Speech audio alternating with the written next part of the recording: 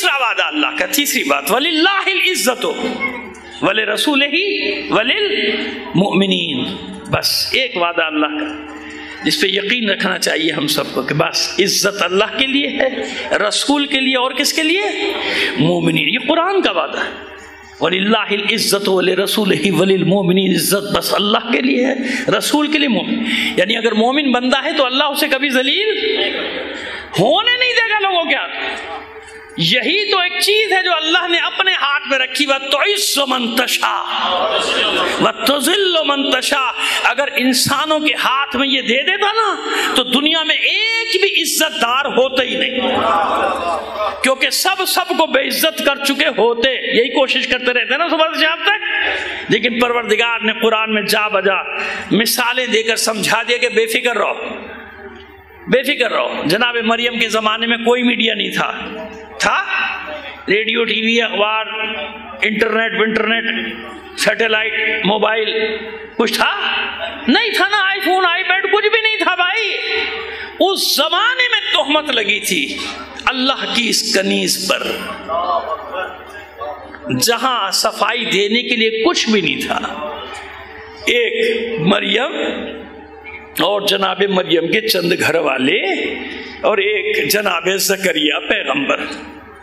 اور جب جناب مریم رو رو کر کہتی تھی، کم سن بچی، 14-15 سال کا سن ہے بھائی جناب مریم کا۔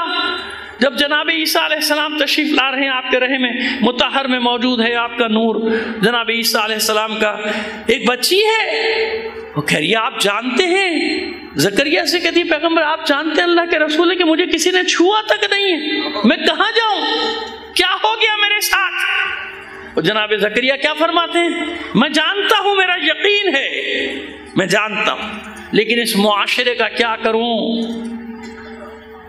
جناب باہر نکل نہیں سکتا اس گھر کا کوئی فرد، کیوں؟ ہر آدمی یہ بڑے مقدس بنتے تھے، بڑے یہ بنتے تھے، بڑے وہ بنتے تھے، یہی زبانوں میں ہوتا ہے نا۔ یہ انبیاء کا گھرانہ کہتا تھا اپنے، دیکھو کیا ہوا، یہی ہو رہا تھا ایک بچی کے ساتھ۔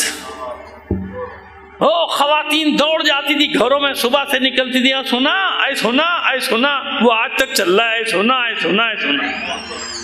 جس کے پاس ریڈیو نہ ہو، ٹی وی نہ ہو، بس اب کیا کہوں، برا مان جائیں گی میری ماں بہنیں بیٹیاں، لیکن بہرحال وہ بھی جانتی ہیں، مومنات بھی جانتی ہیں کہ واقعی ہوتا ہے نا خواتین میں، کہ ایک خبر دے دی رہا بہت زیادہ ہو جائے۔ اب سوچیے کیا جناب مریم پہ گزرتی ہے۔ جناب مریم صرف موت کی دعا تھوڑی مانگ رہی تھی، یاد رکھیے گا، صرف موت کی دعا نہیں مانگ رہی تھی، دعا یہ مانگ رہی تھی کہ معبود مجھے موت دے دے، اور ایسی موت دے کہ میں نسیہ منسیہ ہو جاؤں، وَكُنْتُ نَسِيًّا مَنْسِيًّا، یعنی سپرد فراموشی ہو جاؤں، ایسا لوگ مجھے بھلا دے کہ میرا وجود ہی نہیں تھا، آئی نہیں میں دنیا میں، ایسی موت دے، بھول جائے سب۔ کیوں خالی موت کی دعا کیوں نہیں مانگ رہی؟ وہ بھائی مرنے کے بعد کیا چھوڑتا ہے انسان؟ چھوڑتا ہے؟ یہ حضرت انسان کسی کو بھی نہیں چھوڑتا بھائی، نہ زندے کو چھوڑتا ہے نہ مردے کو چھوڑتا ہے۔ کیا چھوڑتا ہے؟ مر گئے، دنیا سے چلے گئے، بیٹھ گئے 4 آدمی، اللہ معاف کرے چلے گئے، کہنا تو نہیں چاہیے، مگر کے بعد لے بھئی پوری اس کی سوانح حیات پیش کر دی ہے نا، پوری سیرت پہ تفصیلی روشنی ڈال دی، تو چھوڑتا ہے کسی کو انسان؟ نہیں چھوڑتا نا۔ میرا کہنے کا مقصد صرف اتنا ہے کہ نہیں چھوڑتا نا، یعنی نہیں بھولتا، نہ اچھے کریکٹر کو بھولتا ہے نہ برے کریکٹر کو بھولتا ہے۔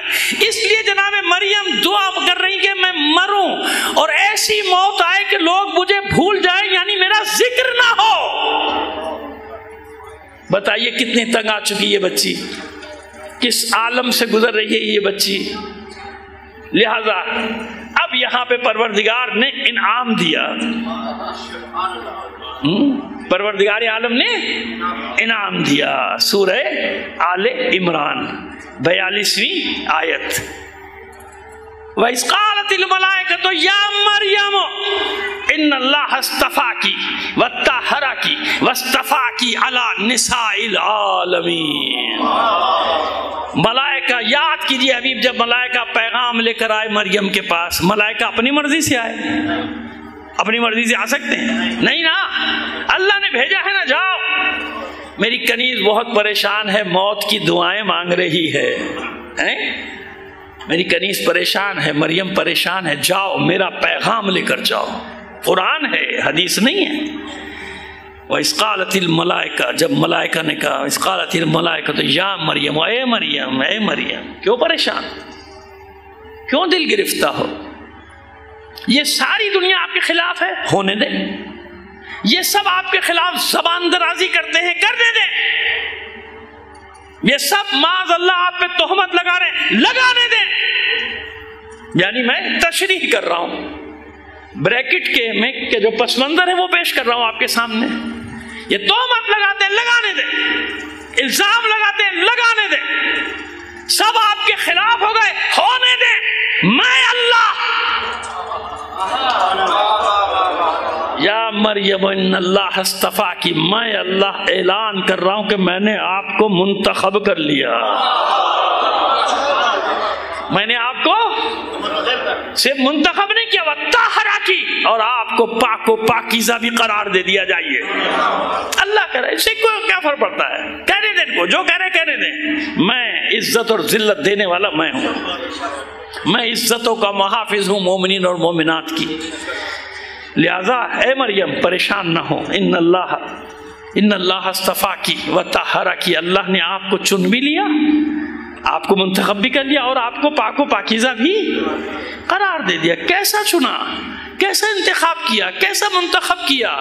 منتخب تو بہت خواتین ہیں، نہیں، وَاصْطَفَاكِ عَلَىٰ نِسَاءِ الْعَالَمِينَ، آپ سارے عالمین کی سردار بنا دیا، میں نے سب پر آپ کو منتخب کر لیا، اپنے زمانے کی تمام خواتین کی آپ سردار قرار پائے۔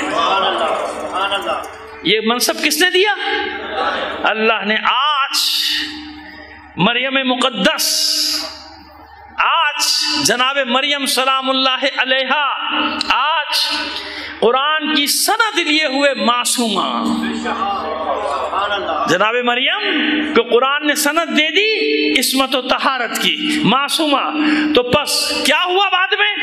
وہ سب جنہوں نے تہمتیں لگائی، جو باتیں بناتے تھے، سب فنا ہو گئے، برباد ہو گئے، ختم ہو گئے، چھٹی ہو گئی۔ جناب مریم مقدس بی بی، معصومہ بی بی، قیامت تک کے لیے قرآن نے مقام کو محفوظ کر دیا ہے نا۔ اب سمجھ میں آ گیا کہ ولی اللہ العزت ولرسولہ وللمؤمنین کا مطلب کیا ہے؟ کہ کبھی بھی حق کے راستے میں لوگوں کی پرواہ مت کرو، لوگوں کی شماتت کی پرواہ نہ کرو۔ لوگ برا بھلا کہتے ہیں، پرواہ نہ کرو۔ لوگ الزام لگاتے ہیں، پرواہ نہ کرو۔ لوگ تہمتیں لگاتے ہیں، پرواہ نہ کرو۔ کیوں؟ اللہ کے وعدے پہ یقین رکھو۔